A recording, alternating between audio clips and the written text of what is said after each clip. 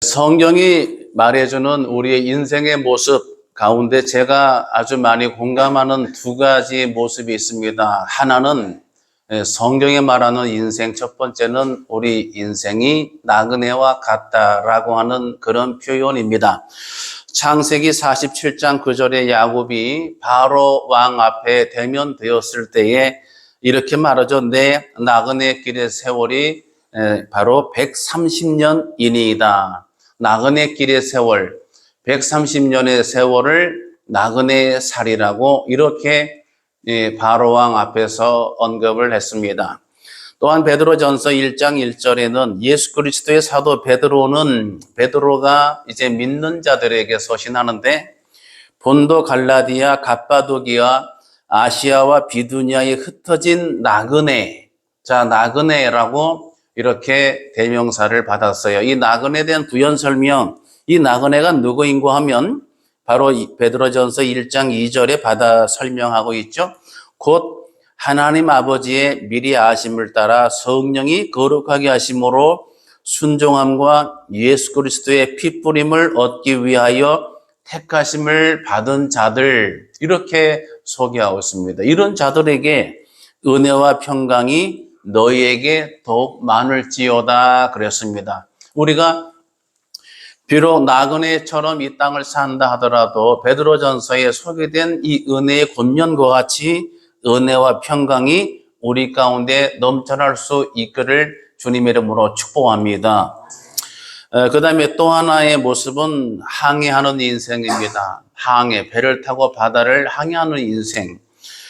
이사야서 42장 10절에 보면은 항해하는 자들과 바다 가운데의 만물과 섬들과 거기에 사는 사람들아 여호와께 새 노래로 노래하며 땅 끝에서부터 찬송하라. 이 항해하는 인생도 나그네와 유사한 개념인데 나그네가 광야를 지나가는 행로라고 하면은 항해하는 인생은 땅이 아닌 바다를 지나가는 인생이라고 할 수 있겠습니다. 이 두 가지 다 명칭에 공통점이 하나 있습니다. 이게 뭐냐면 둘 다 본향집을 떠나온 바 되었고 내가 머물렀던 집 본향을 떠나온 바 되었고 이제 돌아갈 본향과 집을 향해 가는 중간 과정이라고 하는 것입니다.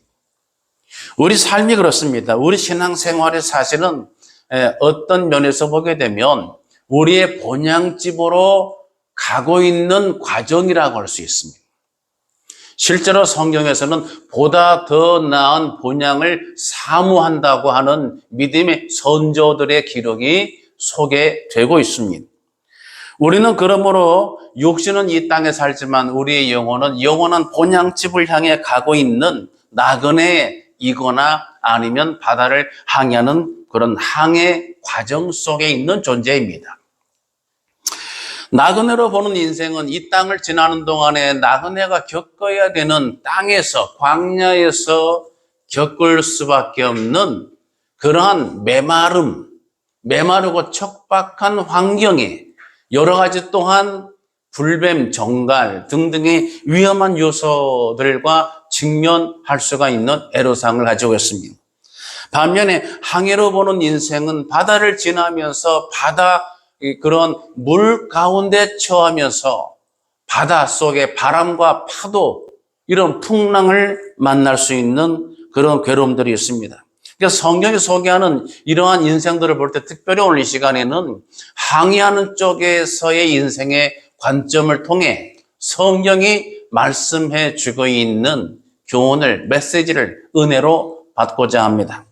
첫 번째로 바다를 항해하는 인생으로 보는 우리의 삶의 과정은 그러한 항해 과정에서 커다란 풍랑 문제에 직면할 수 있다라고 하는 것입니다.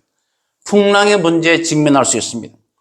말씀이 육신이 되어 이 땅에 오신 예수 그리스도께서는 이 땅에 많은 연약한 자들, 병자들, 죄인들을 만나면서 여러 가지 교훈으로 가르치셨을 때에 어떤 구두로만이 아니라 자연 현상을 통해서도 우리 주님은 가르침을 주셨습니다. 제자들에게 그 중에 하나가 종종 배를 타고 건너편으로 건너가자고 하신 사건인데 마가복음 4장 말씀을 보면 제자들이 배를 타고 바다를 건너는 중에 큰 어려움을 만납니다. 마가복음 4장 37절입니다. 큰 광풍이 일어나며 물결이 부딪혀 배에 들어와 배에 가득하게 되었더라. 여러분, 바다 물결이 배에 부딪혀서 이 배에 가득하게 되었습니다. 가라앉기 일보 직전입니다. 내가 바닷물 위에 떠서 안전하게 그렇게 바다를 건너가야 되는데 풍랑이 일어서 물결이 배에 부딪혀옴으로써 배 안에 물이 가득하게 되었습니다. 가라앉는 좌초 직전의 위험과 위기를 만난 것이죠. 사도 바울의 경우에는 로마에 가는 것이 그의 소망이었습니다. 그가 전도 목표를 가지고 로마에 가서 복음을 전하기를 그는 소망하고 기도했습니다. 여러 번 로마로 가려 했지만 여러 번 길이 막혔더니라고 사도행전은 기록으로 그 애로사항을 전달해 주고 있습니다. 그가 전신망고 끝에 로마로 가는데 바로 죄수선을 타고 죄수의 신분으로 로마로 가고 있는 것이 사도행전의 후반부의 기록입니다. 거기서 물론 사도 바울과 그 일행들이 유라굴라라고 하는 아주 무서운 미친 바람으로 알려진 아주 두려운 풍랑을 만나서 배가 다 깨지고 어느 섬에 이렇게 정착했던 그런 기록도 우리가 찾아볼 수가 있습니다. 사도행전은 사도들의 행적을 기록한 전기인데 이 후반기에서는 사도 바울의 항해하는 과정으로 이 매듭을 마무리를 지어가고 있습니다. 그러니까 사도들의 행적이 사실은 후반에 갈수록 배를 타고 바다를 지금 건너가고 있는 항해하는 과정으로서의 후반부가 장식이 되고 있다. 이건 뭐예요? 신앙생활은 영적 믿음의 항해 과정일 수 있다라고 하는 그런 메시지인 것입니다. 바다는 물론 살아있는 생물로 같습니다. 저도 바다에서 동해 바다에 정말 파도가 치고 갯바위에 파도가 휘몰아쳐서 그 파도 높이가 한 9m, 10m 정도로 확 물결이 쳐 올라오는데 거기에 빠져든 적이 있습니다.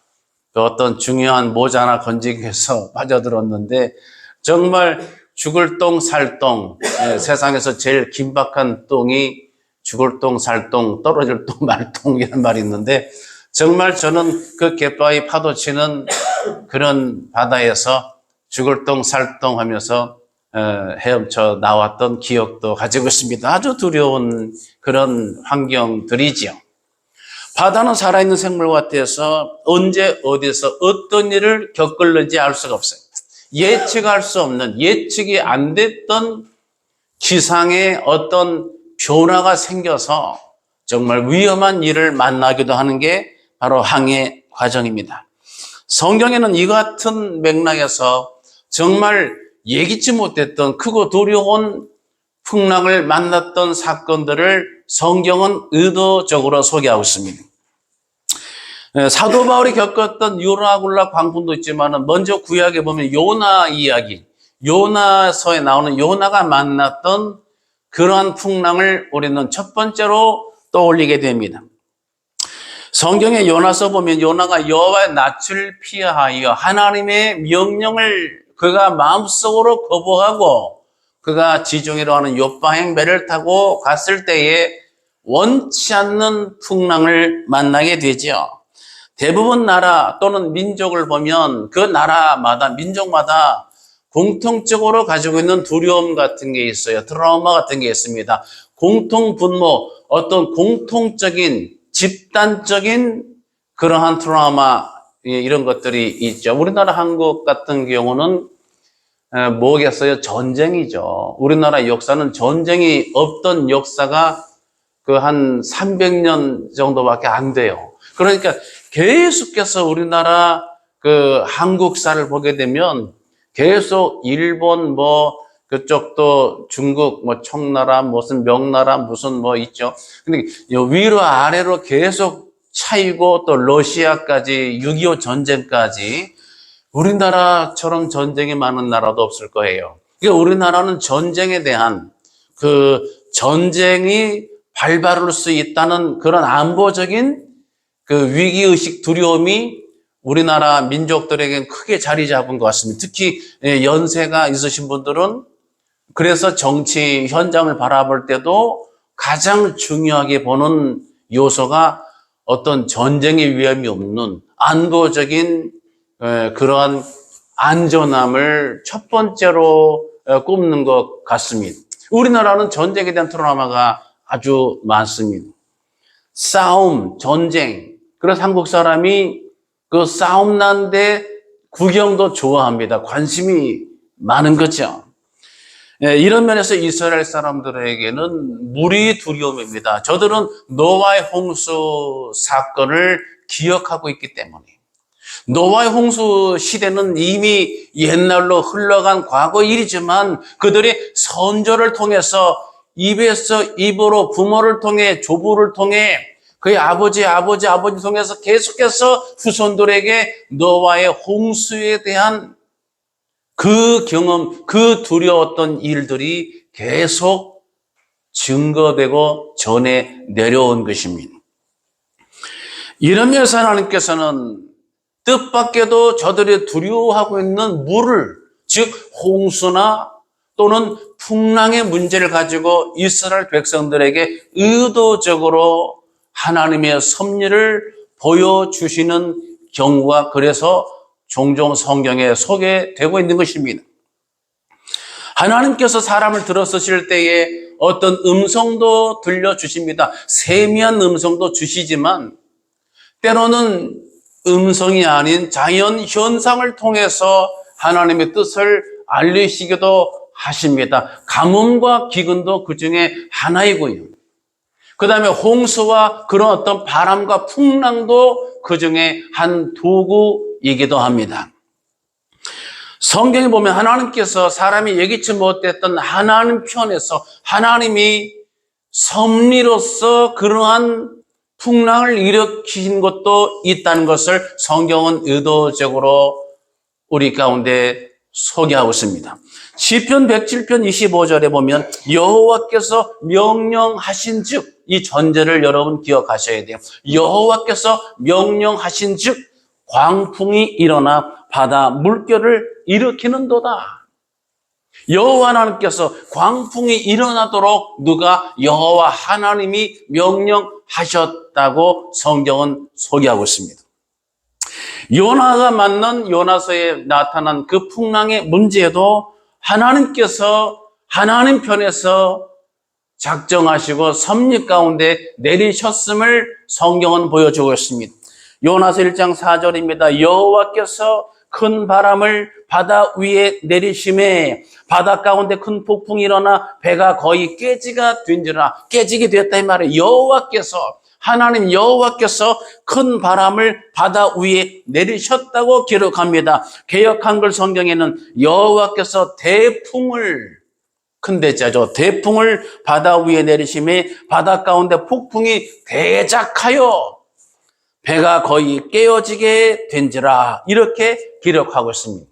사랑하는 예배자 여러분, 우리는 인생의 믿음의 항해자입니다. 항해하는 과정에서 이와 같이 어떤 일기예보로 측량할 수 없는, 사람의 어떤 바다의 경험으로 예측할 수 없는, 전혀 예기치 못하고 예상하지 못했던 크고 두려운, 이 땅에서는 광야지만 바다 항해 속에서는 크고 두려운 그런 대풍을 만나 정말 바다가 이렇게 폭풍이 대작을 해서 일어나는 풍랑의 문제에 직면할 수 있다는 것을 기억하시기 바랍니다. 두 번째, 성경은 이 같은 풍랑 앞에서 인생의 무력함을 보여주고 있습니다. 시편 107편 26절에 보면 그들이 하늘로 솟구쳤다가 깊은 곳으로 내려가나니 그 위험 때문에 그들의 영혼이 녹는도다. 공동 번역을 보게 되면 아예 사람들이 아예 혼이 나서 넋을 잃었다고 이렇게 번역으로 옮겨 놓고 있습니다. 하늘로 솟구쳤다가 깊은 곳으로 내떨어짐을 당했습니다. 그래서 영혼이 녹을 정도가 된 것입니다. 여기서 하늘로 솟구쳤다는 가장 높은 곳을 빗대어서 소개한 말입니다. 실제로 하늘까지 올라간 것은 아니겠습니다만은 하늘로 표현할 만큼의 높은 지점까지 솟구쳐 올랐습니다. 그 다음에 밑으로 깊은 곳, 이것은 가장 깊이 처한 위치, 곳을 말하고 있겠죠. 이렇게 하늘 높은 곳과 깊은 곳은 서로 어떤 평평한 동일선상의 환경 요건이 아니겠죠? 그 뭐겠어요? 서로 너무나 상이하게 다른 환경, 너무나 극과 극을 이루는, 여러분 사우나 가게 되면 냉탕과 온탕, 정말 나이 드신 분들도 냉탕, 온탕을 건강상으로 일부러 가시기도 하시지만 내가 원해서 냉탕과 온탕을 가는 것은 그건 나쁘지 않아요. 내가 준비하고 가서 찬물로 냉탕에 갔다가 아주 뜨거운 온탕에 쫙 들어가면은 뭐 이렇게 나쁘지는 않을 수가 있습니다만은, 그러는 내가 원치 않게 내 삶의 환경이, 내가 처한 처지가, 내가 걸어가는 인생길이, 내가 항해하는 내 인생의 행로가, 내 가족이, 내 삶의 내 영혼이 이렇게 높은 데로 확 솟구쳐 올랐다가 내가 날아오른 게 아니라 파도 때문에, 타의에 의해서, 환경과 여건 때문에, 문제로 인해서,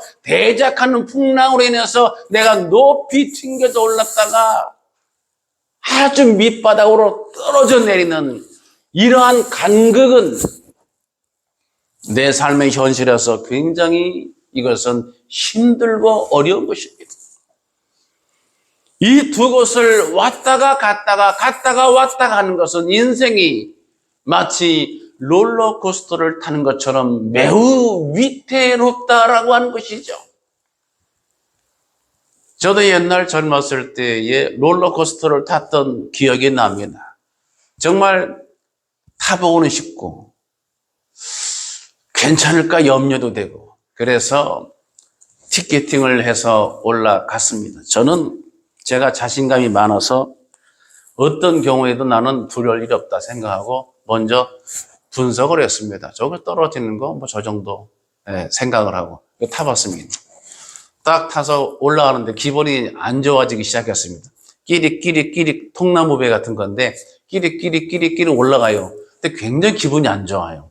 점점 올라가는데 높은 정상까지 딱 올라와서 멈출 때 이제 내려가는 것만 남았잖아요. 그때 약간 후회가 되기 시작을 했어요. 그러더니 이게 아니나 다를까 이게 떨어지더니 확 떨어졌는데 제가 살아온 경력이 있잖아요. 그래서 하체에 힘을 주고 팔에 힘을 주고 안전을 해서 온몸이 딱 비상체제로 딱 잡았는데 웬걸 소용이 없더라고요. 그냥 무중력 상태가 되면서 하체에 힘이 쫙 빠지고 그냥 눈앞이 아찔하면서 아주 괜히 탔구나 하는 생각이 드는 거예요. 훌쩍 떨어지는데 그냥 아이고 죽었다 이런 느낌이 들었어요.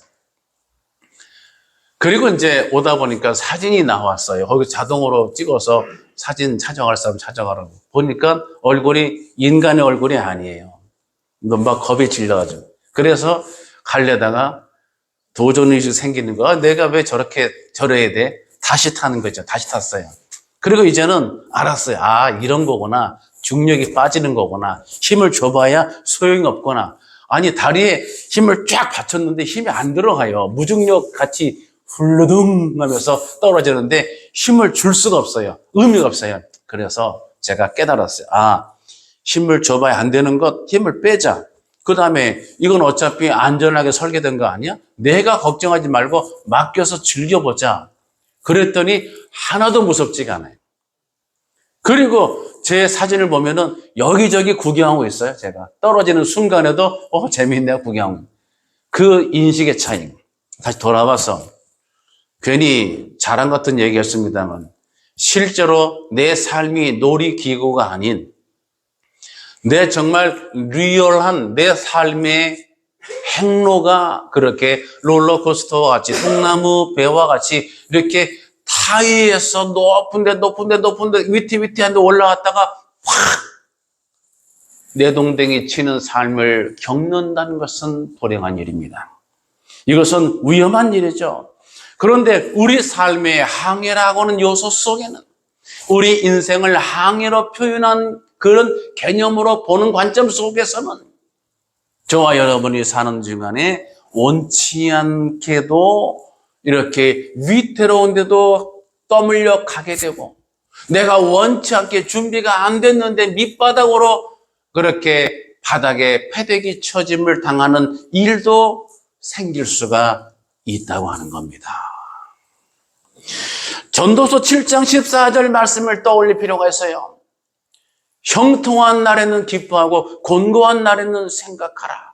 하나님께서 이 두 가지를 병행케 하사 인생으로 장래일을 능히 헤아려 알지 못하게 하셨느니라 기록을 하고 있습니다. 형통한 날도 있고 곤고한 날도 있고 내가 아주 높은데 위태로운데 올라가기도 하고 밑으로 처박혀 떨어짐을 당하기도 하고 또 일반적인 보편 이해로 끌어오자면 내가 정말 높은데 내가 인정받으면서 어떠한 풍부한 곳에 처할 수도 있고 때로는 내가 원치 않게 아주 비천한 밑바닥에 인생으로 그렇게 떨어지는 일도 있다 이 말이죠. 창세기 8장 22절 말씀을 또한 병행해서 생각할 필요가 있는데 땅에 있을 동안에는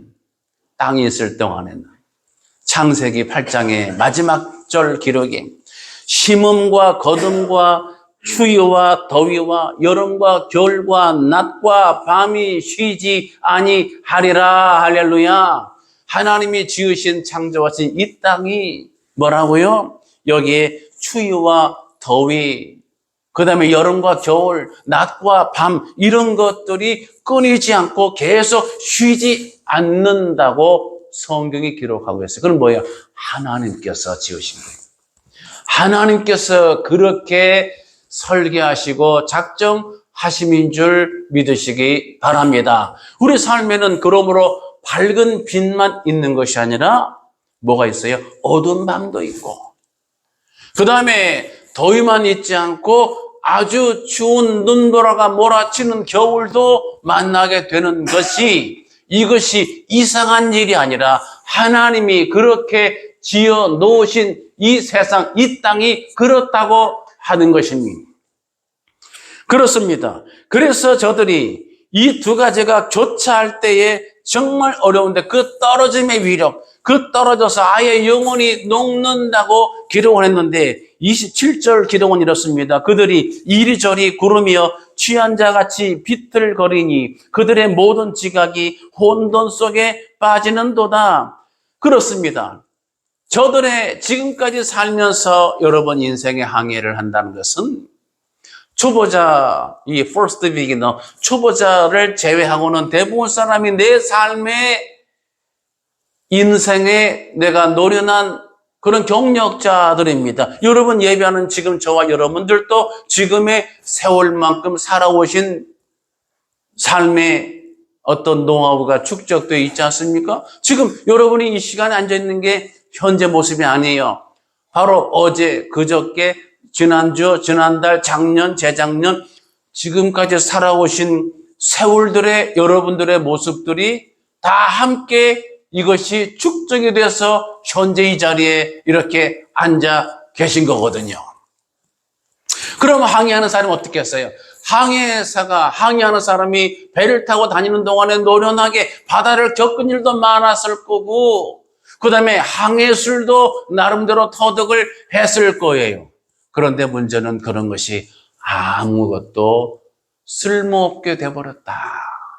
내가 경험하고 내가 연습하고 내가 축적해낸 내 삶의 경륜과 연륜, 노하우, 지식, 경험 이런 모든 것들이 아무것도 아닌 바 되는 거예요. 제가 롤러코스터 위에서 통나무에 떨어질 때에 내가 생각했던 근육의 힘, 신경세포, 노력, 안전을 향한 자세 이런 태도가 아무 소용없었던 것처럼 아무런 효력을 발휘하지를 못한다고 하는 거예요. 그래서 저들의 지각이 혼돈성에 빠진다. 지각은 호크마인데요. 이 호크마는 보통 지혜로도 표현을 많이 하고 있어요.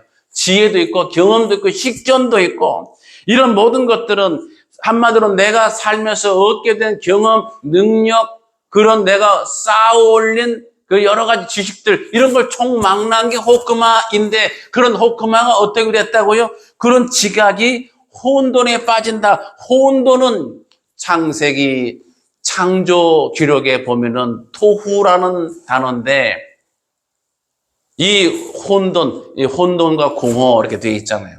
토후, 공허는 보후. 그런데 이 혼돈은 이거는 한마디로 말하면 황무지, 황폐해져 버린 상태를 말하는 거예요. 하나님이 천지를 창조하시기 전에는 정말 황폐하고 황무지 같이 아무것도 없는 쓸쓸한 그러한 지경이에요. 그러니까 하나님이 이러한 혼돈 속에 하나님께서 질서 있게 하셔서 생명의 질서, 또 하늘의 달과 별들이 지구가 자전 공전하면서 이런 게 다 생명력 있게 질서가 매겨져 있잖아요. 그래서 모든 생명이 살고 저와 여러분도 살게 되는 줄로 믿습니다. 이런 질서가 있기 전의 상태, 토후, 혼돈. 그러니까 아무것도 없고 있다고 하면 지구 환경으로 말하면 있어도 사막에 처할 때 광야에 정말 필요한 것. 여러분 그 편의점이나 무슨 또 시원한 생수 이런 것들이 필요한 것들이 없다 이거예요. 필요한 게 없고 필요 없는 게 있는 것이 바로 광야 사막이에요. 어떤 차풀이 있고 성경 기록 보면은 덤불, 가시덤불 그런 거 이제 엉겅퀴 뭐 이렇게 그다음에 거기에다 원치 않게 사나운 어떤 맹수도 있고 위험한 어떤 독뱀도 있고 정갈도 있고 예를 들어 말하면 그러니까 내가 필요한 것은 없는 반면에 원치 않는 것들만 있는 데가 바로 이 황무지, 황폐된 사막 광야 지경이거든요. 그러니까 내가 경험했던 인생의 모든 식견이, 모든 경륜이, 모든 인생의 노하우가 내가 그동안 노력했던 모든 쌓아올린 것들이 한순간에 높이 튕겨 올라왔다가 밑으로 떨어지는 순간에 이런 호크마가 다 쓸모없는 것이 되고 말았다. 황무지, 황폐하고 말았다 이 말이에요. 이건 뭐예요? 한마디로 오늘 종교개혁 주일, 기념주일 예배 드리고 있습니다만은 인간의 전적 부패와 타락, 칼빈의 5대 강령이 그거거든요. 종교개혁 정신이 하나님 주권, 하나님의 권위, 말씀의 권위, 그 다음에 인간과 교황의 권위를 인정하지 않아요. 하나님의 권위, 주권 우선이. 그러니까 인간은 전적인 부패와 타락, 하나님의 무조건적인 선택, 제한적 속죄, 불가항력적 은혜, 성도의 견인, 이게 칼빈이 후예들이 정리한 하나님의 구원에 관한 그런 예정, 섭리를 요약한 칼빈의 5대 강령이라고 말하고 있는 거예요. 인간의 전적 부패 타락을 성경은 우리 가운데 깨우쳐 주고 있습니다. 정말로 우리가 어려운 환경 만났을 때 사람의 노력으로 될 수 있는 게 아니다라고 하는 거죠. 성경 이사야 44장 20절 말하고 있습니다. 자기 스스로 그 영혼을 구원하지 못한다는 것을 명시해 놓고 있습니다. 변질된 공이 스스로를 회복시킬 수가 없는 것입니다. 마지막 세 번째는 이 본문은 어떠한 이러한 대작하는 광풍의 문제가 아무리 심하게 나에게 휘몰아쳐 온다 하더라도 하나님께 부르짖기만 하면 하나님께 부르짖어 기도하고 요청하면 내가 원하는 그들이 원하는 바라는 항구로 갈 수 있다라는 것을 보여주고 있습니다. 할렐루야. 내가 어떠한 문제 있고 어떻게 내가 밑바닥에 처박혀도 내가 얼마만큼 튕겨져 나갔어도 내가 원치 않게 이리 차이고 저리 차여서 정말 기쁜 대로 내 바닥침을 당해서 내 영혼이 다 녹을 정도로 내 지각이 다 쓸모없는 바 되는 그런 상태에 처한다 할지라도 하나님 여호와 이름을 부르면, 하나님께 요청하면, 하나님께 부르짖어 기도하면, 하나님께 탄식을 올려드리면 내 천부 되신 하나님 여호와께서는 들으시고 응답하시고 이 광풍의 문제, 풍랑의 문제에서 건져주시고 내가 원하는, 내가 가고자 하는 본향집으로 갈 수 있도록, 내가 가고자 하는 항구로, 내 마음의 소원의 항구로 안전하게 들으실 줄 믿으시기 바랍니다. 오늘 본문의 말씀에요, 그들의 고통 때문에 여호와께 부르짖음에 그가 그들의 고통에서 그들을 인도하여 내시고 광풍을 고요하게 하사 물결도 잔잔하게 하시는도다. 할렐루야. 그렇습니다. 그러므로 우리는 항해하는 인생, 항해하는 신앙의 과정을 여러분이 계속 가는 중에 원치 않는 풍랑의 문제가 생기더라도 당황할 필요가 없습니다. 그런 문제가 올 때에 침착하게 하나님께 부르짖어 기도하시기 바랍니다.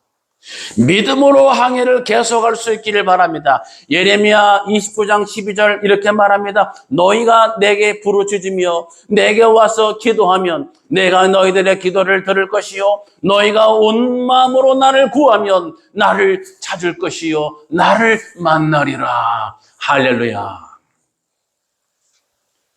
성경은 감사하게도 문제도 감추지 않고 보여주고 있습니다. 우리 인생에 무력한 것, 우리의 죄인된 것, 우리가 정말로 참담하게 깨진 것, 상하게 된 것, 변질된 것, 더러운 의복과 같이 갈기갈기 찢어지고 다 해지고 낡아지고 쓸모없게 된 것까지도 성경은 보여주고 있습니다. 그러나 감사하게도 그런 것도 보여주지만, 그런 문제도 보여주지만 해결할 수 있는 문제가 있으면 답이 있어야죠. 저도 총회에서 지난주 주중에 고시가 있었습니다. 고시. 전도사, 강도사, 목사 고시. 고시에는 문제가 있으면 답이 있어야죠. 그래서 수험생들은 답을 찾아서 만들어서 공부해서 답을 외우고 답을 쓰는 게 시험 보는 과정 아니겠어요? 우리 하나님께서는 시험 문제만 주시는 게 아니라 뭐도 주신다고요? 답도 주시는 자비로우신 하나님.